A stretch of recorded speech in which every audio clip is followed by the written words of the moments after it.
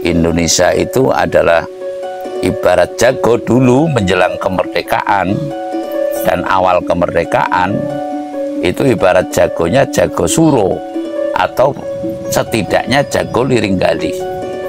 Nah sekarang Indonesia itu cara jagonya itu jago widoterong. Jago widoterong itu ya pengibaratannya orang bisa tarung, bisa nguber-uber babon.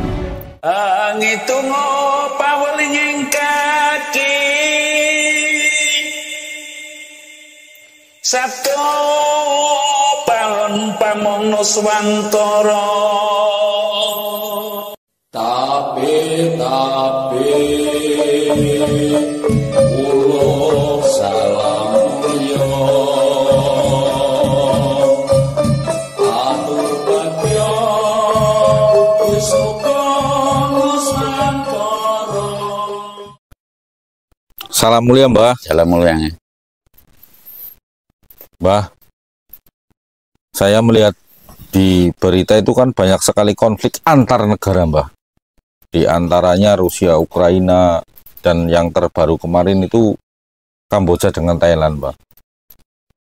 Sementara di Indonesia ini saya melihat di berita itu juga sedang berkonflik dengan Malaysia yang memperebutkan sebuah pulau yang bernama Ambalat Mbah. Dan pulau itu diklaim oleh Malaysia sebagai pulau ND5. Menurut Mbah itu kedepannya akankah itu akan berpotensi menjadi konflik atau peperangan antara kedua negara Mbah? Sementara kebijakan Pak Presiden kita sendiri akan diselesaikan dengan sebaik-baiknya.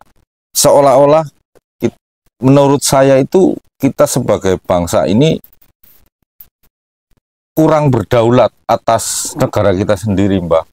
Kalau dari sejarah dulu saya melihat itu Pak Soekarno dengan gagahnya mencanangkan ganyang Malaysia seperti itu Mbah.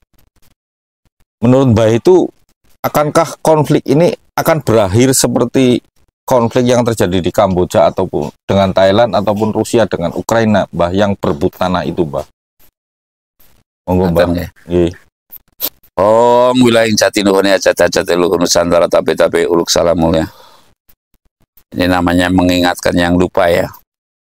Mengingatkan yang lupa dalam arti di antara pemimpin yang gagah ada yang lebih gagah dan yang paling gagah. Yang paling gagah kalau menurut saya sembodo lahir lan batinnya ya di antara pemimpin Indonesia itu ya Pak Karno. Pak Karno itu ditembak peristiwa Cikini 1 meter nggak kena, itu kan sembodo namanya, dan sambigono. Artinya tidak cuma suara doang begitu loh. Nah, terus kalau sekarang pengibaratannya mengingatkan yang lupa itu ya Indonesia itu adalah ibarat jago dulu menjelang kemerdekaan, dan awal kemerdekaan itu ibarat jagonya jago suro atau setidaknya jago liring galih. Nah sekarang Indonesia itu cara jagonya itu jago widoterong. Jago widoterong itu ya pengibaratannya orang bisa tarung, bisa nguber-uber babon. Nah begitu. Ibaratnya jago widoterong.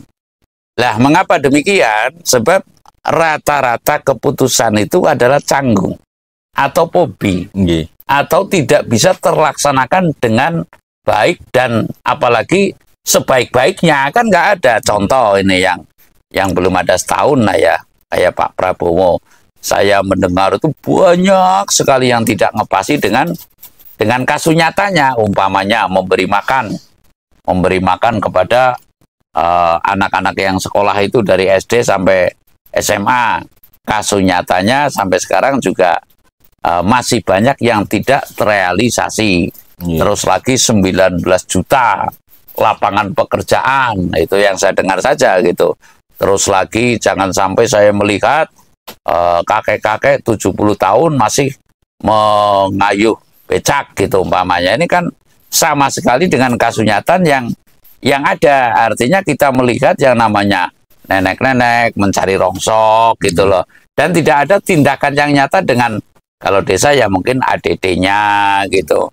Kalau pemerintah daerah mungkin ya dengan dana alokasi umumnya, dengan DAU-nya, ini nggak ada.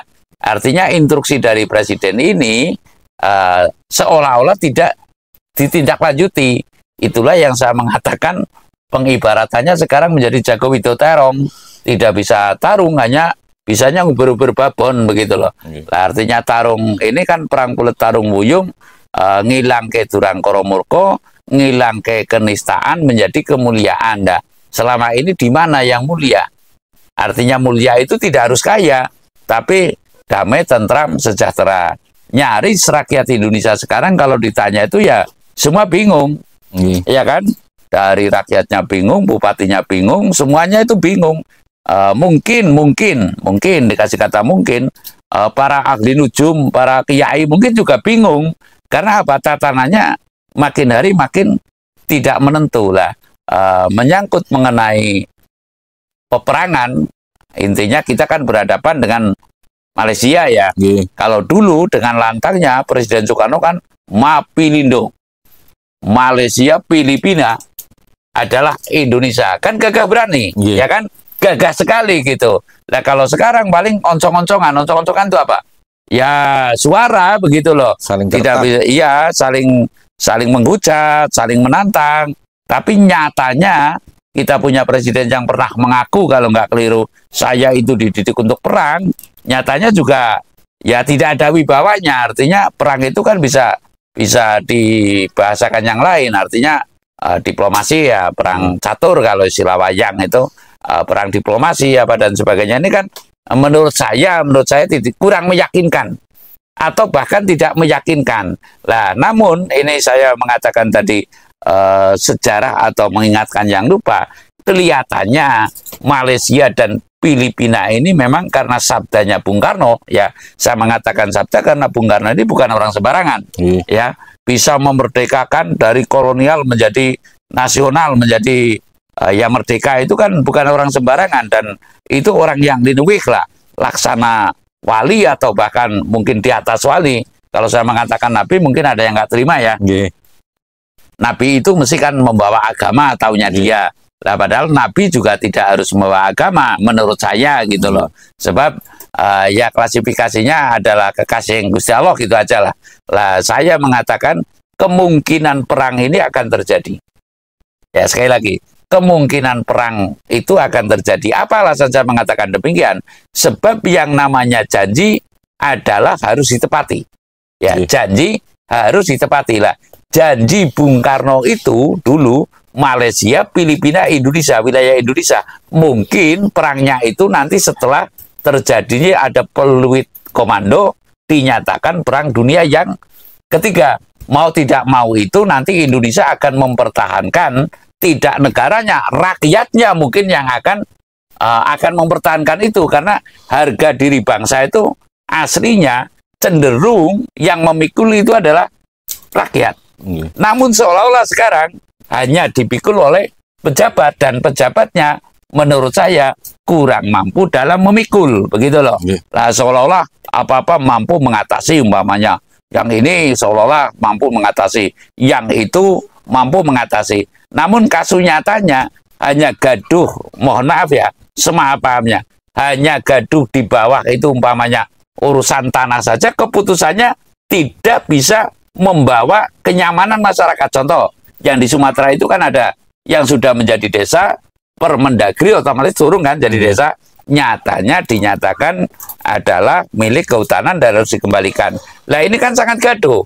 Artinya kewibawaan pemerintah itu ada pada rakyat, manakala rakyatnya itu sumuyut sumawito atau setia kepada presidennya. Nah sekarang mana ada, mungkin andai kata terjadi perang, ya andai kata terjadi perang seperti zaman kolonial, kayaknya banyak yang memilih tidak untuk ikut perang. Ya, karena apa? Keadaan punya negara, namun tidak merasa diayomi oleh pemimpin negaranya, oleh negaranya. Mungkin punya kiai, mungkin merasa tidak disejuki oleh kiainya. Kan banyak sekarang murid murtad, ibaratnya kan banyak. Nggih, Harus Pak. diakui seperti itulah. Ini sebuah hal yang patut kita cermati, yang bahwasanya kemungkinan perang itu ada. Namun menunggu peluit panjang terjadinya perang dunia. Saya rasa demikian, Mas Budi. Nggih, Mbah, matur nembah nuwun, Mbah.